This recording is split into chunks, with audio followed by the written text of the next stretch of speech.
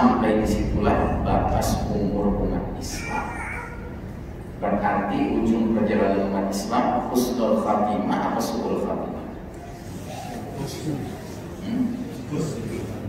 Husnul apa su'ul? Husnul. Husnul itu baik apa buruk? Baik. Ya.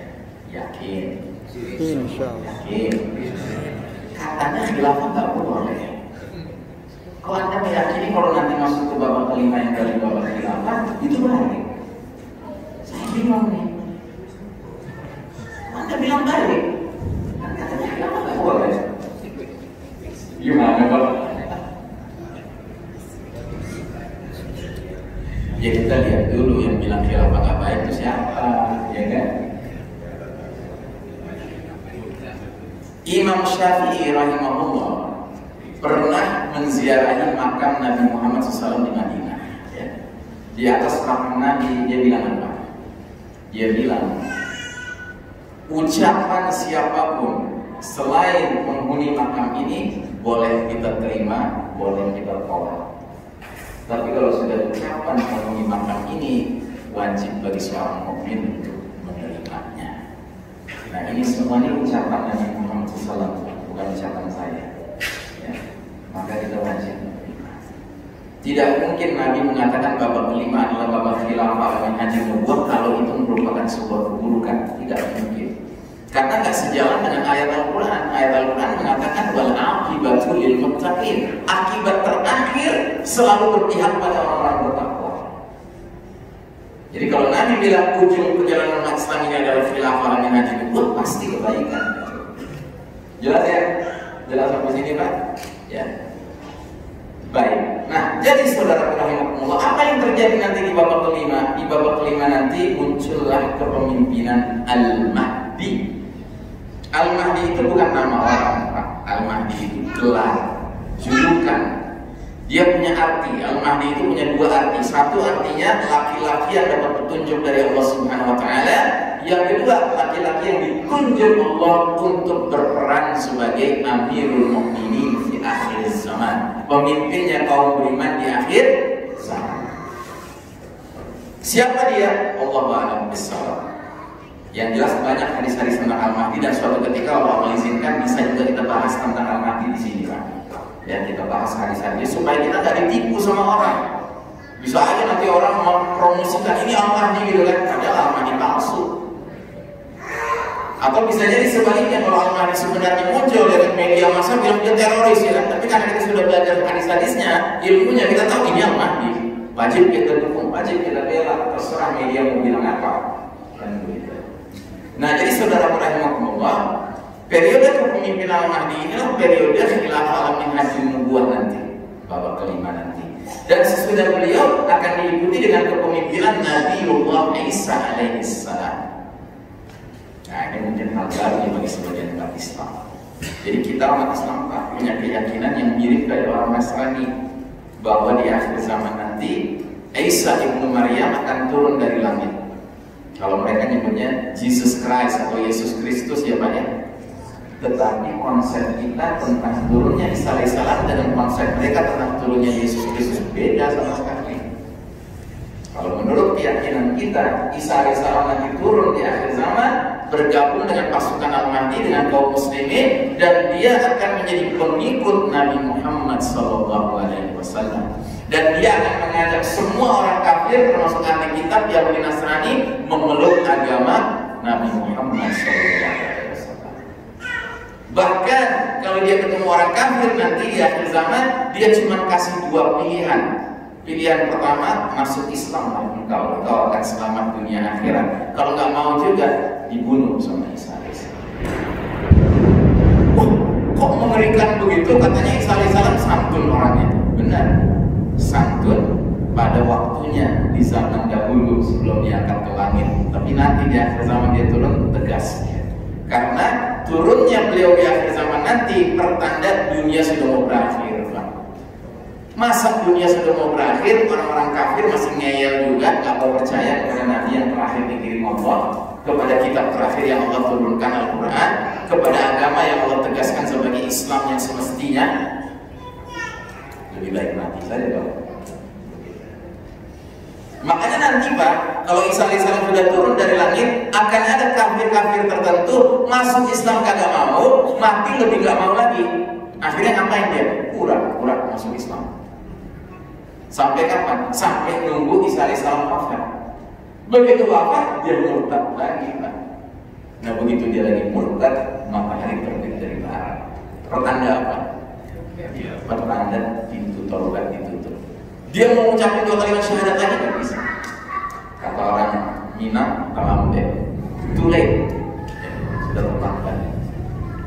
Nah jadi saudara rahimahullah, kepemimpinan Al-Mahdi berlangsung selama 7, 8 atau maksimal 9 tahun, dan banyak diwarnai dengan ghazwat, peperangan-peperangan, dan diakhiri dengan perang melawan kaum Yahudi yang dipimpin langsung oleh Dajjal. Dan dalam perang terakhir itu pasukan Islam akan dapat bantuan istimewa dari langit. Turunnya Isa alaihissalam bergabung dengan pasukan Mahdi, kaum muslimin, dan salah satu tugasnya Isa alaihissalam membunuh Dajjal. Nah selanjutnya Isa alaihissalam akan memimpin kaum beriman menghadapi kaum mufsiduna fil ardh, sampai juga bumi, yaitu Ya'juj Ma'juj, dan seterusnya dan seterusnya dan seterusnya. Kita nggak bisa bahas sekarang. Nah, jadi saudara rahimahumullah, kira-kira perjalanan umat Islam 5 periode, 5 fase, 5 babak itu naik turun seperti ini Pak. Ya. Dan kita sekarang berada di fase keempat, era raja-raja, penguasa-penguasa yang memaksakan kehendak, dan kita sedang terpuruk di bawah. Dari mana kita tahu akan naik turun seperti ini? Ya Allah yang bilang. Di mana? Di surat Ali Imran surat 40, Allah berfirman, "Wa tilkal ayyamu nudawiluha bainan nas." Dan demikianlah hari demi hari, masa kemenangan dan kekalahan, kejayaan dan keruntuhan kami pergilirkan di antara manusia agar mereka bisa mendapat pelajaran. Ini namanya sunnatullah, hukum Allah yang disebut sunnatul tadawul, sunnah pergiliran. Ada gilirannya kaum beriman berjaya, ada gilirannya kaum kafir yang berjaya. Ya. Nah, rezeki bapak-bapak dan saya dan ibu di belakang, kita ditakdirkan Allah hidup di zaman umat Islam lagi tidak berjaya, lagi terpuruk. Rezeki kita Pak. Kenapa saya bilang rezeki? Karena ada kaidahnya, al-ajru hasabil masyaqqah. Pahala yang akan diterima seseorang di akhirat nanti berbanding lurus dengan kesulitan penderitaan yang dia alami di dunia, asalkan dia sabar dan istiqomah. Ya. Pahalanya bakal besar. Sampai ada hadis Nabi bilang, aku rindu ketemu saudara-saudaraku. Para sahabat nanya, bukankah kami saudara-saudaramu? Oh tidak, kalian sahabat-sahabatku. Saudara-saudaraku adalah mereka yang tidak pernah melihat aku, tapi mereka mengimani aku. Mereka hidup di hari-hari yang penuh kesabaran, penuh menuntut kesabaran. Dan bila mereka lakukan satu amal kebaikan di masa itu, nilai amalnya seperti nilai amal 50 orang yang melakukannya. Terus sahabat nanya, 50 orang di kalangan mereka apa di kalangan kami? Bahkan di kalangan kalian. Masya Allah. Jadi kalau kita sudah tahu kita sedang hidup di era yang kelam seperti sekarang ini, bahkan kita tetap istiqomah berpegang pada amal sunnah, amal kebaikan, ya, maka setiap kita melakukan kebaikan itu, sunnah itu kan nilainya kayak 50 sahabat yang mengerjakan. Mau nggak kita dapat ganjaran begitu? Ya mau lah. Siapa tidak mau, lagi bulan Ramadan. Baik. Nah, kemudian yang kedua, ini adalah era di mana kaum muslimin mengekor kepada kaum Yahudi dan Nasrani alias the Western Civilization. Hadisnya sebagai berikut. Nabi bersabda, "Tattabi'unna sunanal ladzina min qablikum shibran bi shibrin wa dira'an bi dira'in hatta law dakhalu fi jawfi dhabin lataba'tumuhum." Sungguh kalian umat Islam benar-benar akan mengikuti kebiasaan jalan hidup orang-orang sebelum kalian, sejengkal demi sejengkal, sehasta demi sehasta, sehingga sekiranya mereka yang kalian ikuti jelas-jelas sudah masuk lubang biawak sekalipun, kalian pasti terus saja ikut sama mereka. Terus sahabat tanya, ya Rasulullah, apa yang kau maksud mereka kaum Yahudi Nasrani? Kata Nabi, "Faman, siapa lagi kalau bukan mereka?" Ini para sahabat waktu disampaikan hal ini dulu bingung, tercengang, heran. Bukan gak yakin sama Nabi, mereka yakin Nabi gak bohong, tapi gak bisa diceritakan sama mereka. Gimana orang Islam dan orang Yahudi Nasrani, gimana ceritanya? Di Madinah ada gak orang Yahudi waktu itu? Ada. Orang Nasrani? Ada. Orang musyrikin? Ada. Tapi nggak ada Yahudi, Nasrani, musyrikin yang ngatur-ngatur para sahabatnya. Semuanya malah diatur sama Nabi dan kaum musyrikin. Makanya nggak kebayang sama mereka. Nah tapi kita yang hidup sekarang, Pak, nyari Muslim, ngikutin Barat, ngikutin Yahudi, ngikutin Nasrani, udah bukan satu perkara yang sulit. Kadang-kadang bahkan seorang Muslim bisa lebih Yahudi dari Yahudi, Pak, lebih Nasrani dari Nasrani, lebih Barat daripada orang Barat. Bayangkan di zaman kita sekarang ini ada orang yang dikenal sebagai penceramah, berani-beraninya bilang Islam agama yang tidak sempurna. Haji, kok bisa begitu? Ya. Berani-beraninya mengatakan semua agama sama, semua agama baik, semua agama benar. Anda tahu ucapan-ucapan seperti ini, Pak, ini kelasnya sudah bukan kelas dosa kecil, bukan dosa besar, Pak. Ini namanya dosa nawaqidul iman, batal iman, Pak. Batal iman.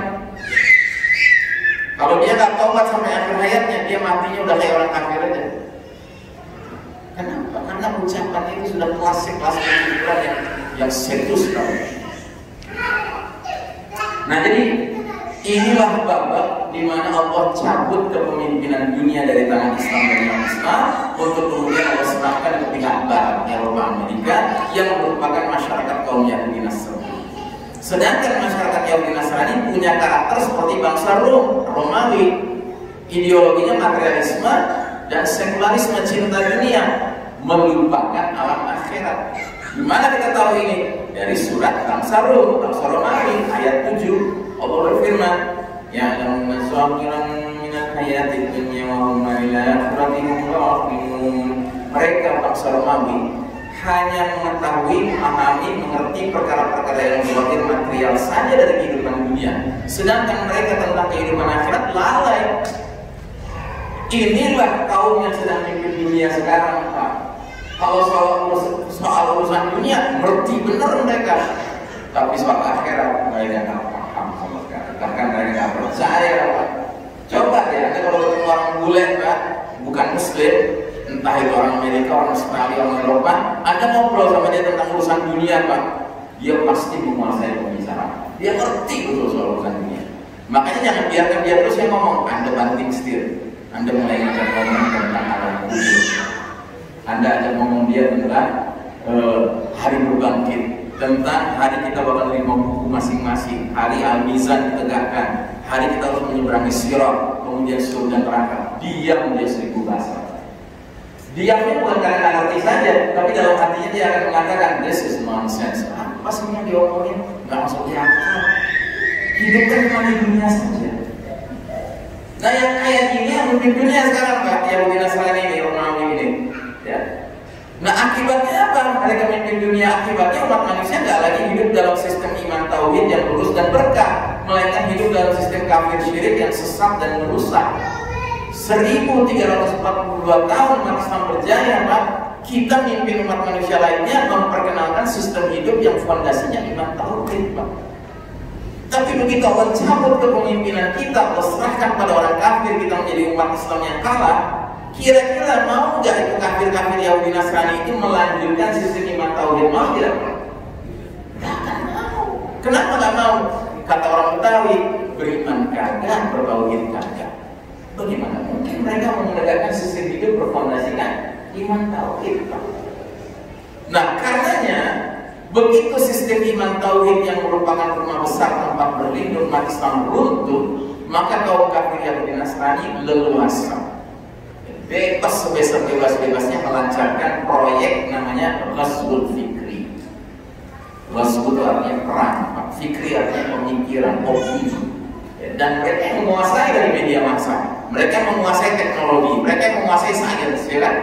Maka semua sarana-sarana ini mereka gunakan untuk Ghazwul Fikri, perang pemikiran. Dan esensi perang pemikirannya apa? Membuat umat Islam mengikuti way of life mereka, sambil memastikan umat Islam meninggalkan benar-benar Islam sebagai petunjuk hidup. Mereka pastikan umat Islam tidak lagi berpikir perlunya menegakkan sistem iman tauhid. Dan negeri Indonesia ini termasuk negeri sasaran Ghazwul Fikri yang sudah sukses. Di negeri ini banyak korban-korban Ghazwul Fikri yang bermunculan dan bicara terang-terangan di masyarakat jangan berpikir menegakkan sistem iman tauhid. Dan mereka ini siapa? Ya mereka ini orang-orang muslim juga. Jadi di negeri ini orang kafir sudah mengangkat kaki, Pak. Nggak perlu banyak bicara lagi, cukup yang bicara antek-antek mereka yang juga ada saudara muslim kita.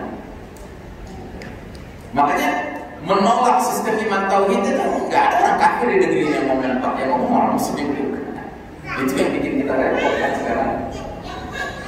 Nah jadi kaum kafir Yahudi Nasrani sangat tidak rela umat Islam masih mengikuti hukum Allah. Tidak mengapa bagi Yahudi Nasrani umat Islam tetap mengaku muslim, silakan, asalkan mau menempuh jalan hidup sebagaimana jalan hidup kaum kafir Barat Yahudi Nasrani.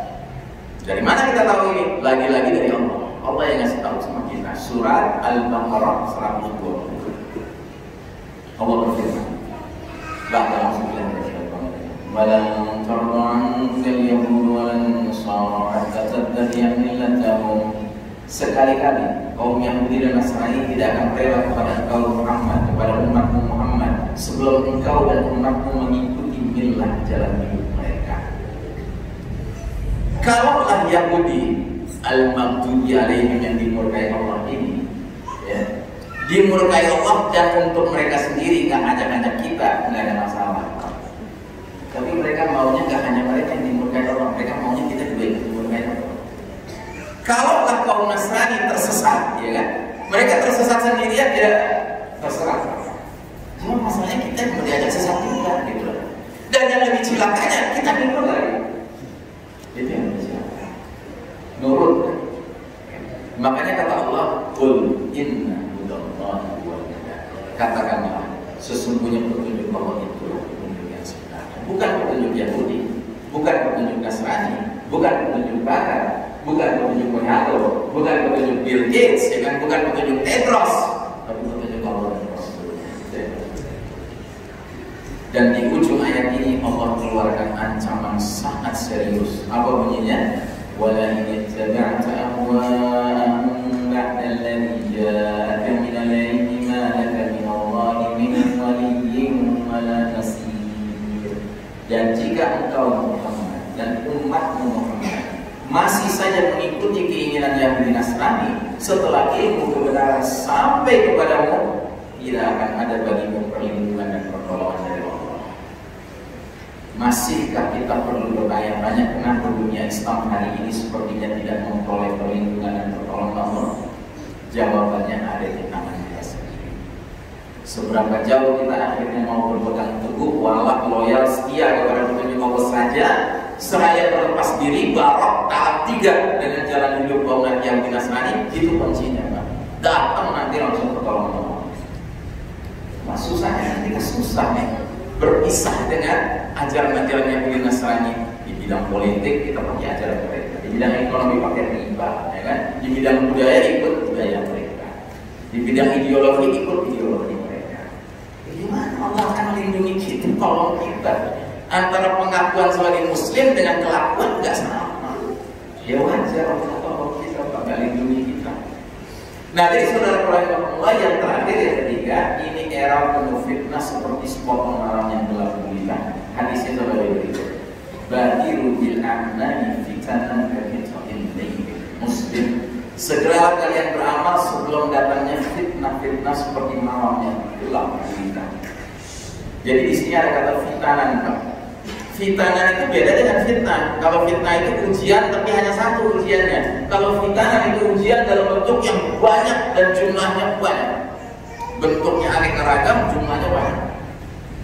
Makanya kata Nabi, kalau era fitanan itu datang, dunia ini sudah kayak malam yang gelap gulita. Pengertian gelap di sini bukan gelap harfiah, ya, tapi gelap secara simbolis. Artinya kita hidup dikepung dengan nilai-nilai kegelapan. Nilai kegelapan itu apa? Kekufuran, kemunafikan, kesyirikan, kemaksiatan, kemungkaran, kezaliman, itu mengepung kita. Barangkali ada yang nggak sependapat, Ustaz, di mana-mana kita hidup dikelilingi keadilan, dikelilingi ketaatan. Bahkan yang ma'ruf ada di atas sana, tinggi, gitu, ya kan? Masya Allah. Mungkin ada beberapa begitu. Nah, kalau ada yang beberapa begitu, saya sarankan berhubungan, ya, jangan tadi sholat kejam gitu. Ya, ini nggak akan bedain mana yang keadilan, mana yang kezaliman. Udah jelas Pak, tiap hari kita disajikan tontonan kezaliman Pak, tiap hari. Ya. Kalau bukan karena kita punya kesabaran Pak, udah geram betul kita melihat situasi ini. Orang yang nggak bersalah gampang banget dijeblosin. Orang yang udah jelas-jelas bersalah, alasannya nggak ketemu orang di mana. Anjir. Giliran orang soleh yang mau ditangkap Pak, nggak hitungan tahun Pak, nggak hitungan bulan, nggak hitungan hari Pak, hitungan jam. Tapi giliran sudah merugikan umat ini sampai triliunan Pak, boro-boro ditangkap. Yang ditanya nggak ketemu, nggak tahu di mana. Anjir. Dan kita terus disajikan itu Pak tiap hari sekarang ini, sehingga lama-kelamaan sebagian orang udah mulai merasa ini yang benar. Gitu. Ya, berpikir yang selain itu yang nggak benar. Ya lu aja yang radikal. Nah, gitu. Ngerti Pak? Ini namanya gelap Pak. Ini hidup gelap begini. Sampai ke tingkat nggak bisa melihat mana yang benar, mana yang salah, mana yang zalim, mana yang adil, nggak bisa melihat. Itu namanya hidup dalam kegelapan. Makanya kata Nabi, di era yang seperti itu nanti, apa fenomena yang paling menonjol? Fenomenanya yusbihur rajulun mu'minan wa yumsi kafiran atau yumsi mu'minan wa yusbihu kafiran. Di pagi hari seseorang masih dalam keadaan mukmin beriman, lalu jadi kafir di sore harinya. Di sore hari seseorang masih dalam keadaan mukmin beriman, lalu jadi kafir pagi harinya. Terang-terangan Nabi mengatakan pagi beriman, sore kafir, sore beriman, pagi kafir. Nabi nggak bilang pagi berbuat baik, sore berbuat jahat. Sore berbuat baik, pagi berbuat jahat. Perbandingannya bukan antara baik dan jahat. Pak, ingat, seorang muslim melakukan kejahatan, kita nggak boleh langsung bilang kafir Pak. Nggak boleh Pak. Tapi ini jelas-jelas Nabi bilang, kalau era fitnah yang begitu banyak sudah mewarnai dunia ini, dunia jadi gelap, yang justru banyak muncul fenomena apa? Nawaqidul iman. Dosa yang kelasnya bukan dosa kecil, bukan dosa besar, tapi dosa pembatal iman. Makanya saya anjurkan Pak, belajarlah ilmu tentang dosa-dosa pembatal iman ini Pak. Alhamdulillah buku-buku terjemahannya sudah ada Pak, ada yang tebal segini. Judulnya Nawaqidul Islam fil Aqidah wal Amal wal I'tiqad. Pembatal keislaman dalam urusan akidah, dalam urusan perilaku, dan dalam urusan pemikiran. Ya. Tapi bagi anda yang nggak rajin baca, berat lah ada seperti ini ya Pak ya. Maka ada buku kecil Pak segini, ya, buku kantong gitu. Judulnya Pembatal Keislaman juga. Ya. Yang nulis namanya Syekh Nasruddin Al-Albani. Bagi anda yang masih merasa itu berat juga, ada ini kecil sekali, kecil bukunya Pak. Cuma langsung poin-poinnya ada 10 poin. Ini itu. Nah itu kita harus tahu Pak, dosa-dosa seperti apa yang bisa membatalkan iman. Nah yang paling sering kita temukan di masyarakat itu dosa gara-gara paham pluralisme. Nah paham pluralisme ini melahirkan ucapan semua agama sama, semua agama baik, semua agama benar. Ucapan seperti ini Pak, ini bukan ucapan ringan Pak. Ini ucapan berat, membatalkan iman. Pernah gak dengar orang ngomong begitu Pak? Pernah? Banyak ya, lagi-lagi banyak, bukan ada, tapi banyak ya.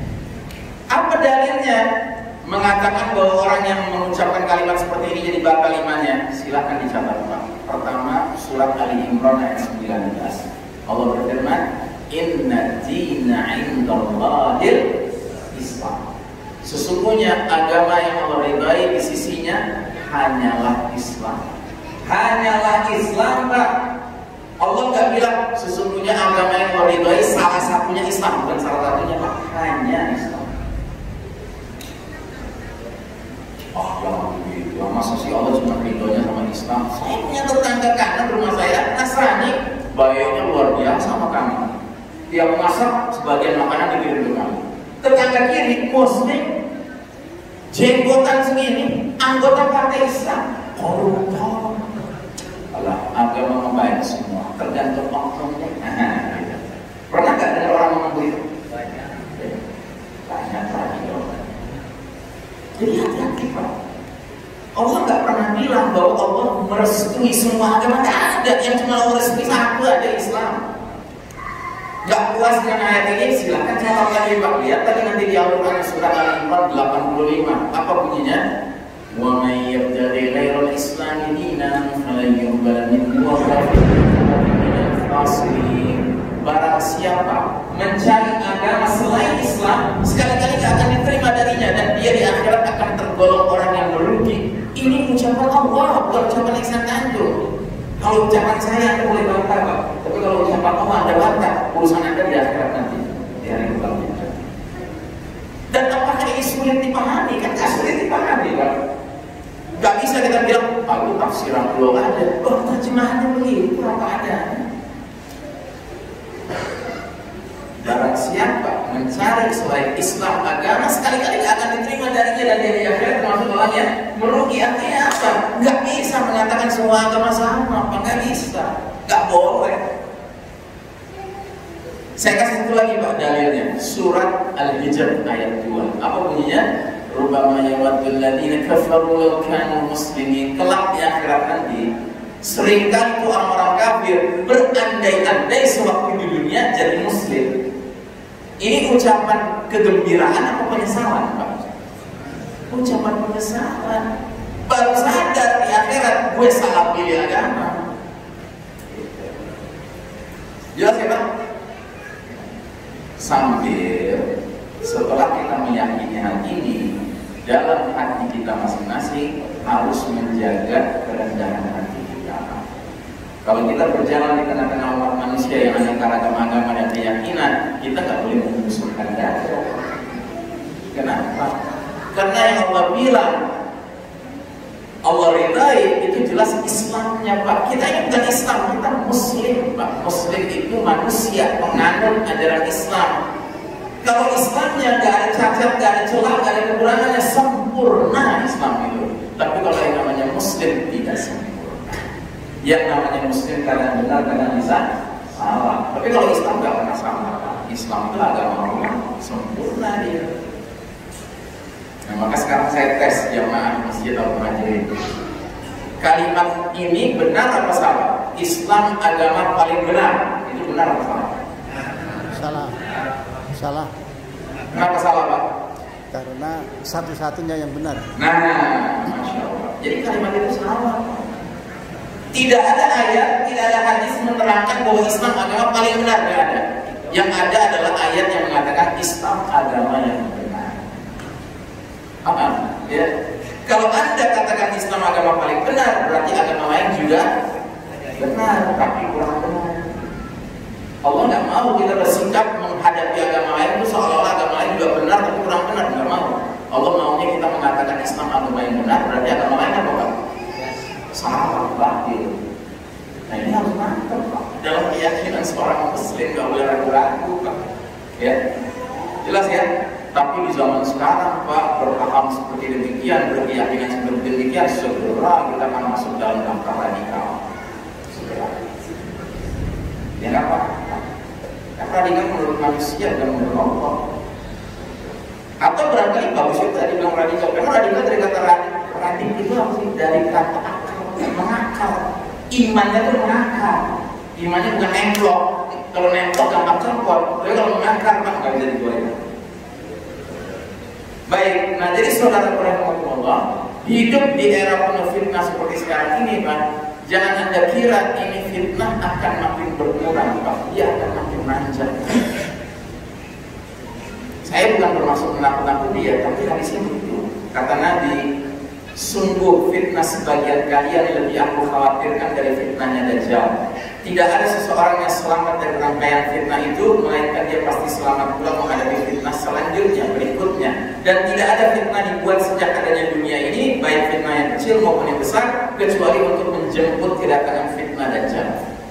Dajjal itu dalam satu hadis yang lain dikatakan merupakan azamul fitnah, fitnah yang paling berat, paling dahsyat, paling mengerikan. Nah jadi kalau kita hidup di akhir zaman Pak, kita hidup dalam gunung fitnah Pak. Artinya fitnahnya akan makin lanjut. Nah, karena dikasih jawaban, dia adalah seseorang selamat dari rangkaian fitnah itu, melainkan dia akan selamat menghadapi fitnah berikutnya. Jadi kalau kita sedang hadapin fitnah yang level gunung di bawah nih Pak, kita sabar, kita istiqomah, kita lulus, menghadapi fitnah berikutnya bakal sabar lagi, istiqomah lagi, lulus lagi, terus naik lagi. Kalau umur kita sampai ke zaman Dajjal muncul dan kalau Allah takdirkan ketemu Dajjal, maka kita akan sukses dengan Dajjal. Dajjal akan mengatakan ana rabbukum, aku Rabb kau, ya. Kita akan mantap menjawab Rabbuna Allah, Rabb kami Allah, anta al-masihud Dajjal, kamu ini sang pendusta Dajjal, gitu loh, ya. Kok bisa kita ngomong mantap begitu? Karena waktu ngadepin fitnah-fitnah yang lebih rendah dari Dajjal atau ngadepin Dajjal yang lebih kecil dari Dajjal yang gede itu Pak, kita mantap, kita nggak gampang terbawa-bawa. Jadi kalau ngadepin Dajjal kecil aja kita sanggup, ya kan? Mudah-mudahan ngadepin Dajjal yang besar nanti juga sanggup. Tapi sebaliknya Pak, mereka-mereka yang ngadepin fitnah level paling bawah gunung aja udah gagal, level berikutnya lebih gagal kan? Level berikutnya lebih gagal lagi. Sampai ketemu Dajjal, Dajjal bilang anak Rabbukum, dia bilang apa? Anta Rabbuna, engkau Rabb kami, tolong ya Rabb. Dia sujud-sujud di depan Dajjal, dia minta tolong. Karena apa? Karena dulu ngadepin Dajjal dan kecil udah gitu dia melakukannya. Tuh dia tunduk-tunduk, gengge-gengge, ya kan? Kalau berdukung lagi, perpanjang lagi, ya kan? Kesolimannya begitu, tapi itu otomatis. Jadi kita harus paham Pak, ini paket seluruh ini, satu kesatuan pemahaman yang nggak bisa dipisah-pisahkan. Nah, jadi saudara-saudara, pantas kalau Nabi menganjurkan kita untuk wirid pagi, wirid sore, dan salah satu wirid pagi sore kita ini adalah membaca ayat 257 surat Al-Baqarah. Apa bunyinya? Allahu waliyyul ladzina amanu yukhrijuhum minas zulumati ilan nur. Allah wali bagi orang-orang beriman. Allah mengeluarkan orang-orang beriman dari kegelapan kekafiran menuju cahaya iman. Jadi kita kan sekarang lagi hidup di era gelap. Sekalipun sekeliling kita gelap gulita Pak, tapi kalau kita menjadikan Allah saja sebagai wali kita Pak, percayalah, kita akan keluar dari kegelapan ini menuju cahaya. Wali itu artinya apa? 3 artinya. Pemimpin, pelindung, penolong. Jadi kalau kita jadikan Allah pemimpin kita, pelindung kita, penolong kita, percayalah kita akan keluar dari kegelapan ini menuju cahaya. Jadi jangan cari pelindung selain Allah Ta'ala, ya. Sebab Allah Ta'ala itulah yang paling peduli sama kita. Jadi peduli lindungi itu terbaik dari Allah.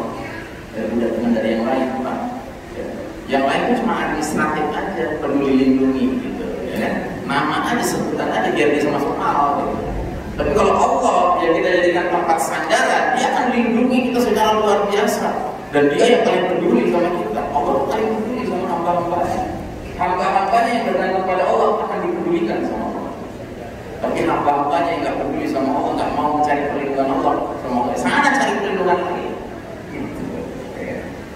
Nah, jadi saudara-saudara itu di satu sisi orang-orang beriman seperti itu. Sementara orang kafir gimana? Walladzina kafaru awliya'uhum at-taghut yukhrijunahum minan nuri ilaz zulumat. Sementara orang-orang kafir, wali-wali mereka adalah taghut. Apa ini taghut? Taghut itu syaitan. Dan siapapun yang afiliasinya, keberpihakannya kepada syaitan. Apa yang terjadi kalau orang kafir menjadikan tauhid sebagai syaitan sebagai wali? Akibatnya tauhid itu akan mengeluarkan mereka dari cahaya menuju kegelapan. Jadi artinya mereka sudah menjadi penyebar kegelapan, mereka sendiri makin masuk dalam kegelapan itu. Makanya hari ini yang mimpin dunia ini Pak, dan kalau saya katakan yang mimpin dunia Pak, itu seringkali mereka tidak tampil di depan layar Pak. Mereka itu sosok-sosok di belakang layar, sering disebut dengan istilah stateless criminal, penjahat-penjahat yang gak ada negaranya Pak. Gak bisa dikaitkan dia dengan negara tertentu karena dia di belakang layar. Dan mereka ini sering juga dijuluki elit global Pak. Nah mereka ini sering menghadiri pertemuan-pertemuan rahasia, organisasi rahasia. Kadang-kala namanya Illuminati, kadang-kala namanya Freemasonry, kadang-kala namanya Night Templar, kadang-kadang namanya Skull and Bones, ya. Nah, apa yang mereka lakukan dalam pertemuan rahasia mereka Pak? 2 hal. Pertama, mereka bikin rencana-rencana jahat di muka bumi. Dan yang kedua, mereka mengadakan upacara-upacara ritual penyembahan tauhid syaitan. Terang-terangan, Pak. Maksudnya terang-terangan tuh jelas sekali itu yang dilakukan di dalam pertemuan rahasia mereka. Dan kita tahu dari mana? Ya kan sudah banyak dibocorkan sekarang. Nah, salah satu di antara antek-antek tauhid yang sekarang ini luar biasa mengelola dunia ini, Pak, menyebarkan kekacauan, justru sedang berkunjung ke negeri ini, Pak. Makanya kita harus berdoa mudah-mudahan kedatangannya siapa pada negeri ini. Jadi bulan April ini bulan kedatangan ya penjahat-penjahat kelas kakap, kelas dunia, Pak. Ya, dengan alasan, keren betul alasannya, Pak. Mereka datang ingin membicarakan tentang perubahan iklim, tentang pengelolaan sampah di laut. Makanya dia Indonesia karena Indonesia negara bahari, lautnya banyak, sampahnya juga banyak. Terus yang ketiga, ini yang paling keren nih. Mereka ingin memberdayakan usaha menengah dan kecil. Peduli sekali kesannya. Padahal mereka ini jahat luar biasa. Tahu kan berita itu? Di antaranya inisial BG, Pak. Ya, BG. BG ini tahun 80-an kerjanya bikin laptop, komputer. Mau bikin laptop, ya kan? Dia nyebarin softwarenya. Softwarenya mengandung virus, sengaja. Supaya apa? Supaya dia jual antivirus lalu. Nah, itu baru percobaan. Setelah sekian puluh tahun, sekarang bukan kepada laptop, kepada manusia. Pak. Dia yang nyebarin virusnya, dia yang nawarin antivirusnya. Oh, udah ribuan triliun keuntungan dia, Pak. Oppo nggak ada apa-apanya dengan PCR.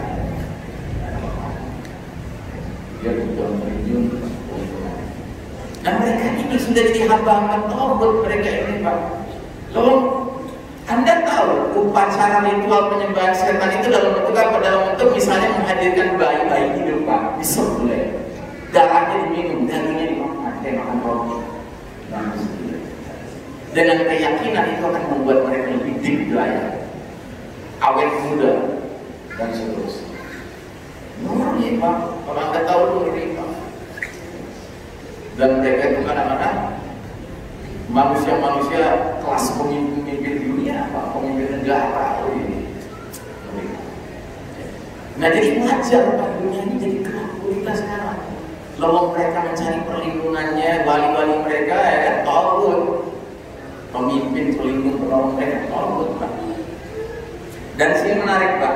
Ketika menyebutkan Allah sebagai walinya orang beriman, menggunakan kata wali. Wali itu satu, Pak, cuma satu. Allah itu cuma satu, ahad. Tapi ketika menyebutkan tauhid menjadi walinya orang kafir, itu menggunakan kata wali-wali. Kenapa? Karena tauhid itu banyak, Pak. Tauhid itu banyak. Ada tauhid lokal, tauhid nasional, tauhid regional, tauhid global. Ada tauhid kulit putih, kulit kuning, kulit hitam, kulit coklat, ya kan? Ada tauhid rambutnya keriting, rambutnya lurus, ada yang tauhid gundul, ya kan? Tauhid macam-macam. Makanya orang kafir itu pada dasarnya nggak pernah bisa bersatu karena tauhidnya beda-beda. Tahsabuhum jami'an wa qulubuhum syatta, kata Allah. Anda sangka mereka bersatu padahal hati mereka berpecah belah. Sebaliknya kita orang beriman, kalau konsisten kita menjadikan Allah saja sebagai wali, niscaya kita akan jadi ummatan wahidah, umat yang menyatukan dengan sendirinya, karena wali kita satu. Jadi kayak kejadian kemarin nih, ya, kan terulang tiap tahun ya, Pak, ya, penentuan satu Ramadan terulang, penentuan satu Syawal nanti terulang, gitu kan? Setiap Anda mengalami itu, Anda harus mengatakan kepada diri Anda di hadapan Allah Ta'ala, ya Allah, semoga Engkau segera hadirkan pemimpin bagi umat ini. Karena ini cuma bukti bahwasanya we are a leaderless ummah. Hari ini kita ini umat yang nggak punya pemimpin. Coba kalau ada pemimpin, dia bisa memutuskan kata akhir. Oh, bagi wilayah sebelah sini, ya kan, memang satu Ramadannya tanggal sekian. Bagi wilayah sebelah sini, satu Ramadannya tanggal sekian. Karena memang beda posisi bulan antar wilayah, memang beda gitu. Tapi kan ini kok masing-masing mencari solusinya sendiri-sendiri, ya. Nah, ya gitulah. Kita belum jujur menjadikan Allah sebagai wali satu-satu. Kita masih ditantang mencari perlu dilindungi selain Allah. Baik. Nah, jadi Allah kemudian kemudian mengajarkan kepada kita sumber cahaya untuk melawan kegelapan ini adalah Al-Quran. Alif Lam Ra, kitabun anzalnahu ilaika litukhrijan nasa minal zulumati ilan nuri bi'izni rabbihim ila siratil azizil hamid. Alif Lam Ra, kitab Al-Quran ini kitab yang kami turunkan kepadamu supaya kamu mengeluarkan manusia dari gelap gulita kepada cahaya terang-terang dengan izin rohmu, roh mereka menuju jalan Allah yang maha perkasa lagi maha pengaji. Jadi jalannya supaya kita bisa mengajak diri kita, anak istri kita keluar dari kegelapan zaman ini, Pak, adalah menjadikan Al-Quran sebagai penyinar keluarga-keluarga kita, rumah-rumah kita, Pak. Dan kita sekarang berada di bulan Ramadan yang salah satu namanya adalah Syahrul Quran, bulannya Al-Quran. Jadi pastikan bahwa Al-Quran setiap hari menjadi satu bahan interaksi antara kita dengan Al-Quran. Niscaya rumah-rumah kita ini akan tersinar, sekalipun sendiri kita sudah melakukan. Tapi tolong sadari, kewajiban seorang muslim terhadap Al-Quran bukan sekedar tilawah, bukan sekedar tahfiz menghafalkannya. Ada kewajiban yang sangat penting namanya tadabbur, memahami isi Al-Quran. Dan kewajiban tadabbur ini satu-satunya kewajiban terhadap Al-Quran yang sampai-sampai Allah keluarkan ancaman kalau nggak mau dilakukan. Ancamannya itu di mana? Di surat Muhammad ayat 24. Allah berfirman, "Afala yatadabbaruna al-Qur'ana am 'ala qulubin aqfalna?" Apakah mereka tidak mau mentadabburi, memahami isi Al-Quran, ataukah hati mereka sudah terkunci? Jadi sekalipun Anda rajin tilawah, Anda punya banyak hafalan, tapi kalau Anda nggak mau tadabbur Al-Quran, Anda bisa terkunci hatinya. Nah, supaya terbuka hati ini, jadikanlah tadabbur itu kegiatan yang dihidupkan di dalam keluarga-keluarga kita. Bapak dan Ibu rahimakumullah, demikian kira-kira bahasan kita hari ini. Saya cukupkan sampai di sini. Namun sebelum saya tutup, saya mengajak Bapak dan Ibu untuk memperluas wawasan pengetahuannya tentang ilmu akhir zaman. Saya merekomendasikan Bapak dan Ibu membaca buku-buku sebagai berikut. Ini ada buku bagus sekali karya seorang ulama dari Palestina, namanya Dr. Muhammad Ahmad Al-Muqayyad, judulnya Ensiklopedia Akhir Zaman. Kemudian ada buku judulnya Negeri-Negeri Akhir Zaman, karya saudara kita dari Solo, Abu Fatih Al-Sunani. Ada buku juga 400 hadis akhir zaman, dan hadis itu sudah diseleksi, Pak. Terus ada buku Misteri Dajjal akhir zaman, dan ada buku Kita Berada di Akhir Zaman. Buku-buku ini bisa Anda dapatkan di luar, ada gerai kecil di situ, ya. Tapi bagi Anda yang nggak kebagian, Anda silahkan pesan lewat nomor kontak yang tersedia di situ, lewat WhatsApp atau SMS, silahkan. Ya, ini anjuran saya karena ilmu tentang akhir zaman ini penting, Pak. Dengan kita mengerti ilmu akhir zaman, kita bisa mengerti zaman yang sedang kita alami, Pak. Zamannya sesungguhnya sangat membingungkan ini. Tapi dengan kita punya ilmu akhir zaman, kita nggak bingung, insya Allah. Demikian saya kembalikan kepada pengurus. Wassalamualaikum warahmatullahi wabarakatuh.